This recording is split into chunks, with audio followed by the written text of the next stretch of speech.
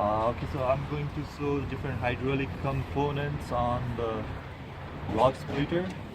Here is our engine, which is the prime mover in this case, and the prime mover drives the pump.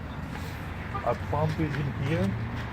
The pump takes the mechanical input from the prime mover and converts into the hydraulic power. And we have some valves in here that control. It's a flow control valve. And this one cylinder is an actuator. It is a linear actuator.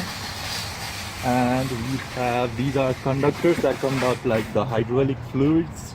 And this tank is a reservoir, and we have a place where we can put oil on the reservoir.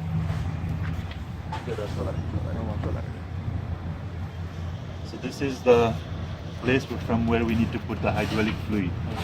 Okay. And this one here is a filter, and this is a suction line.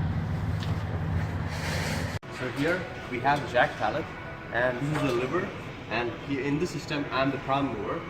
So we have the pump, we have the reservoir, the piston and the fluid inside this.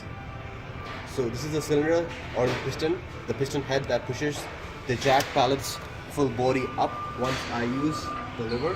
So this thing pushes up, so you can see the piston going up and pushing the inert platform towards a new height. So now I'm going to explain the working of the system. So in this system I'm the prime mover, and once I use my hands and I use the leverage to push the platform up.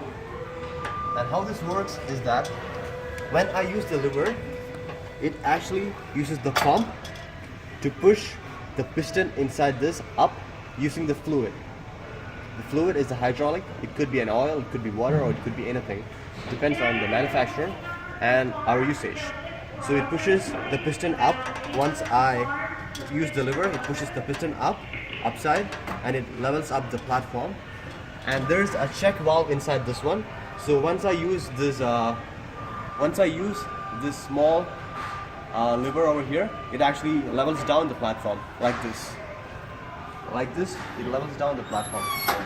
And this is how a hydraulic jack works. This here is a hydraulic control splitter.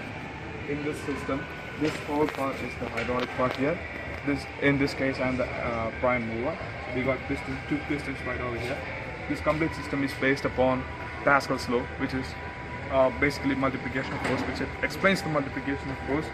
So once I apply the force to this area, you can see the piston moving down and this piston moving up. So the force is actually passed to this cylinder, and a multiplied force pushes this platform.